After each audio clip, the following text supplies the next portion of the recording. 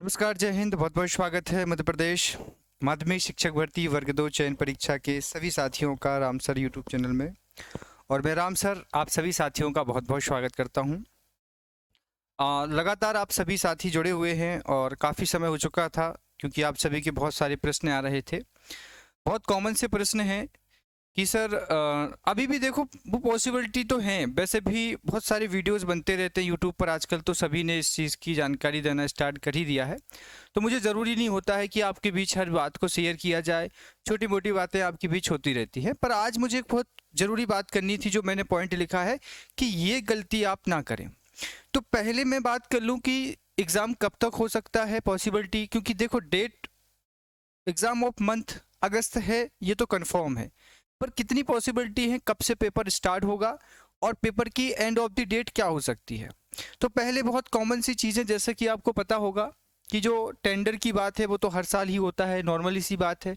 ESB board अपना tender जारी करता है और इस बार भी ई टेंडर जारी किया, सबने देखा होगा यूट्यूब पर बड़े बड़े तरीके से उसको प्रेजेंट किया गया था। और टेंडर करना कोई आम बात, मतलब ऐसी कोई स्पेशल बात नहीं थी। तो परीक्षा का कैलेंडर जारी हो चुका था, ये पहली बात थी। टेंडर जारी हो चुका है अभी अभी, ये दूसरी बात थी। पर उनसे सबसे ज़्यादा जो ज़रूरी था, ईएसपी बोर्ड ने फिलहाल दो कैलेंडर या दो टेंडर जारी किए हैं। एक है वो कैलेंडर या टेंडर जिसमें एजेंसी को बताया गया है कि आपको एग्ज़ाम कराना, ये यहाँ पर आप देख सकते हैं, ये चल ही रहा है टेंडर का यहाँ पर। तो एक का काम है कि आप एग्ज़ाम कंडक्ट कराएंगे। दूसरी बात यहाँ पर देखो, वर्ग 3 में, वर्ग 2 में और वर्ग 1 में 18 वाली, वर्ग 1 2 और वर्ग 3 2023 वाली इनडायरेक्टली जो एग्ज़ाम सेंटर होते थे, कई सानिध्य एग्ज़ाम सेंटर पाए गए।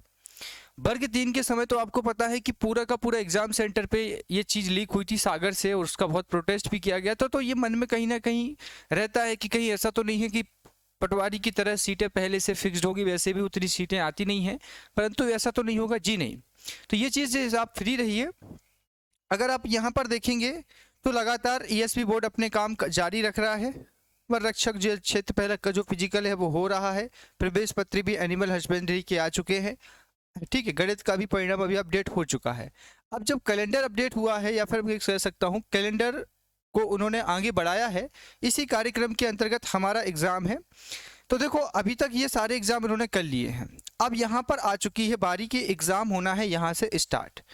इसमें देखेंगे कि ये दो तो इंट्रेंस एग्ज़ाम है। इंट्रेंस का मतलब है कि इनको पास करना, क्वालिफाइड करना जैसा है वर्ग 1 जैसा 2 जैसा। तो ये क्लियर है कि महीने के एक सप्ताह के बीच में दोनों पेपर हो सकते हैं। इसके बाद एक है रिक्वायरमेंट टेस्ट, जो कि उपयंत्री का है, ये भी एक सप्ताह तो ले जाएगा मैक्सिमम। तो अब यहाँ पर आप ये मान के चलिए कि आपका जो सिलेक्शन टेस्ट है वर्ग 2 का, इसकी पॉसिबिलिटी बनती है 15 ऑफ अगस्त। अब देखो मैं किसी बात को लेकर ऐसा नहीं हूँ, मेरे अंदर से ही कुछ चीज़ें ऐसी कहीं ना कहीं मुझे इन्फॉर्म हो जाता है कि ये चीज़ें इस टाइम तक प्रेजेंट हो सकती हैं। और पॉसिबिलिटी यही है कि अभी तक जो 15 अगस्त तक या उसके बाद की आपको एग्ज़ाम डेट मिलेगी। अब यहाँ पर अगर आप एक एक्सेप्ट करके चल रहे हैं, क्यों? क्योंकि देखो इसके बाद आप देखेंगे तो कोई बड़ा एग्ज़ाम एमपी में होना नहीं है। ये तीनों के तीनों रिक्वायरमेंट टेस्ट हैं और ये बहुत यूजुअली कंपलसरी उतने हैं नहीं है। इसके लिए एग्ज़ाम मंथ अक्टूबर नवंबर और नवंबर के बाद आगे एग्ज़ाम होगी। तो मेन एग्ज़ाम जो अभी आप कह सकते हैं वो ईएसबी बोर्ड के पास है, सबसे बड़ा एग्ज़ाम वो है हमारा वर्ग 2। तो 15 ऑफ अगस्त के बाद से डेट आपको एक्शन किसी भी कंडीशन में मिल पाएगी, ठीक है। आप इसकी परवाह ना करें। अब देखो यहाँ पर अगर आप अगस्त 15 ऑफ मान के चले मैक्सिमम, देखो मैं किसी ऑफिशियली पे बात नहीं कर रहा हूँ, मैं अपना एक बेस अनुभव बता रहा हूँ, ठीक है। अब इससे आप 15 डेज यगो मान के चलिए, तो जुलाई का फर्स्ट वीक आता है यहाँ पर 1 से लेकर के 7 जुलाई के बीच में भी पॉसिबिलिटी है कि एमपी आपके वर्ग 2 चयन परीक्षा का विज्ञापन किसी भी कंडीशन में जारी हो सकता है। याद रखना 1 2 या 10 तक ले जाइए आप, 10 जुलाई के बीच में, क्योंकि मैक्सिमम 15 दिन से फॉर्म भराए जाते हैं और 45 दिन आपके पास मिलते हैं। तो आज हो चुका है 26 जून, 27 28 4 दिन ये निकल जाएंगे आपके पास मिलेगा मात्र 45 से 50 दिन का समय। और देखो कई सारे स्टूडेंट आज भी, हो सकता है कि आप इस वीडियो को देखें, आपके अंदर ये डर भी आए यार 45 दिन में नया सिलेबस आएगा, हम कैसे कवर करेंगे। और ये गलती मैंने आपसे 6 महीने पहले भी कही थी। आज भी आप कुछ मत करिए। बहुत बच्चों को डाउट रहता है कि सर ये आप तो कह जरूर रहे हैं, आप यहाँ आइएगा, मैंने आपको ये देखिए, ये नियम पुस्तिका है। इसमें आपको वर्ग एक का सिलेक्शन टेस्ट और पात्रता परीक्षा दोनों का सिलेबस मिल जाएगा। आपका इतना काम है कि इसका जो एलिजिबिलिटी टेस्ट हुआ था और जो इसका सिलेक्शन टेस्ट हुआ था 2014 में नहीं हुआ था, 13 में हुआ था, 23 में हुआ था, आप इससे सिलेक्शन टेस्ट और एलिजिबिलिटी टेस्ट का सिलेबस मिलाइए। आप स्वयं कहेंगे सर 90% सिलेबस यहाँ पर क्लियर है। तो जब वर्ग एक में जैसे एग्जाम का जहाँ पर सिलेबस अनलिमिटेड हो सकता है, क्योंकि यहाँ तो यूजीसी नेट जैसे सिलेबस को भी अप्लाई किया जा सकता है, 12th का लेवल बहुत बड़ा लेवल होता है, 11 12th का, और आपका तो वर्ग 2 का ही लेवल है। तो ये जो बात आपके बीच में रही है ना, ये जो बच्चे थे ओवर कॉन्फिडेंटेड, आज भी मेरे पास फ़ोन आते हैं कि सर चलिए ठीक है, मैंने आपके यहाँ से नोट्स किया, क्लास लिया, कहीं से भी XYZ क्लास ली, सिलेबस बदल गया या सिलेबस में बदला हुआ। ये सभी बच्चे बहुत अच्छे हैं, इनको मैं कहता हूँ ये बहुत इस महान या हम कह सकते हैं ग्रेटेस्ट हैं ये लोग। क्यों? इनके पीछे एक बहुत अच्छी वजह है। एक कहते हैं ना कि ओवर थिंकिंग या ओवर एजुकेटेड होना। कई सारे ऐसे बच्चे होते हैं जो ओवर एजुकेटेड होते हैं, और इनके साथ यही प्रॉब्लम है कि अब इनके पास में मात्र 45 दिन ही मिलेंगे, और वो भी सिलेबस के साथ। अब ये 45 दिन उसी सिलेबस के साथ बिताएंगे जो सिलेबस मेरे साथी 6 महीने से पढ़ रहे हैं। हो सकता है कि इन 6 महीने से पढ़ने वाले साथियों को 10% चीज़ें और अलग से पढ़ना पड़े। तो क्या ये गलत है कि 90% आप पहले से या 80% पढ़ चुके हैं, 10% चीज़ें यहाँ तो 100% कवर करना है, और वो भी आपको 45 दिन में करना है। क्या पॉसिबल है एक बंदा 18-20 घंटे पढ़ सकता है, और पढ़ने की बात भी आप 45 दिन बच रहे हैं? अब वो चीज़ मानी नहीं है, अभी भी समय है कि आप ये 15 दिन एक्स्ट्रा मिले हैं आपको, आप अच्छे से कवर कर सकते हैं सिलेबस को। और आज भी अगर आपके मन में ये क्वेश्चन है कि सर सिलेबस आने दीजिए, फिर तैयारी होगी, ऐसे मन नहीं लगता किसी भी चीज़ को पढ़ने में। बहुत बढ़िया, अच्छा कर रहे हैं आप, और करते जाइए। 45 दिन तो एग्जैक्ट 45 दिन मिलेंगे, उसी दिन से पढ़ना शुरू करना। अब मुझे एक बात बताइए, ठीक है, सपोज करिए कि आपको सिलेबस मिल जाता है 5 या 10 जुलाई को, अगले महीने पेपर है, आपको 10 जुलाई के बीच में आपको कौन से मार्केट में कंटेंट अवेलेबल मिल रहा है, नया सिलेबस आपको क्या देगा? चलो ठीक है, क्लासेस तो हम प्रोवाइड करा ही देते हैं, सभी टीचर्स पढ़ा देंगे एक महीने में सिलेबस जैसा तैसा करके, तो क्या ज़रूरत है इतना रिस्क लेने की? मैंने बहुत पहले समझाया हुआ है। तो ये उनके लिए बेस्ट है जिन्होंने अभी तक ये सिंसियरिटी के साथ पढ़ाई की है कि चलो ठीक है, पात्रता का सिलेबस मैच कर ही रहेगा। वर्ग 1 में किया था, वर्ग 2 में भी ऐसा ही होगा कि 90% तो मैच करेगा। तो ये चीज़ है। अब एक बात और मुझे आप लोगों के बीच शेयर करनी है। एक कहावत है, फ्री का चंदन घिस मेरे नंदन। मैं देखो किसी के मुझे किसी बात का कोई वो नहीं है, किसी चीज़ से लगाव या किसी चीज़ के ऐसा कि आपको मैं इंडिकेट कर रहा हूँ। मैंने ये बात आपसे बहुत पहले शेयर की थी। आपके फर्स्ट आपकी रिस्पॉन्सिबिलिटी है कि आपका रिस्पॉन्सिबिलिटी क्या है? P/Q, यही सिलेक्शन दिलाता है। इसे कहते हैं P/Q को प्रीवियस ईयर क्वेश्चन पेपर, ठीक है। इसे कहते हैं आप हिंदी में ओल्ड पेपर, और ओल्ड भी इतने नहीं कि आपको समझ में ना आए। 2023 का आपके पास पेपर आ चुका है ESB बोर्ड की वेबसाइट पर, और मैंने तो इससे बहुत पहले आपको दे दिया था। ये मैंने आपको 2-3-4 महीने पहले से अपलोड किया है हमारी एप्लीकेशन पर। तो अभी भी आपने अगर 2023 का पुराना पेपर किसी भी विषय, साइंस का, सोशल साइंस का, गणित का, हिंदी का, इंग्लिश का, सभी विषय का मैंने अपलोड कर दिया है। क्योंकि फ्री का चंदन घिस मेरे नंदन की जो कहानी है वो आपको मैं समझाना चाहता हूँ। क्या है? पूछा जाना है सिलेबस में A, और एग्ज़ाम में पूछा गया है, चलो सिलेबस के हिसाब से तो पूरा पेपर कभी आता ही नहीं है, एग्ज़ाम में पूछा गया है B। अब यहाँ पर 19 और 20 का फर्क है, लेकिन वो महाराज जिन्होंने कभी टीचर भर्ती को जाना ही नहीं है, सिर्फ उनको पता है कि ये सिलेबस है, इसमें बिंदु साइंस का एक टॉपिक लिखा है, साइंस में कोशिका।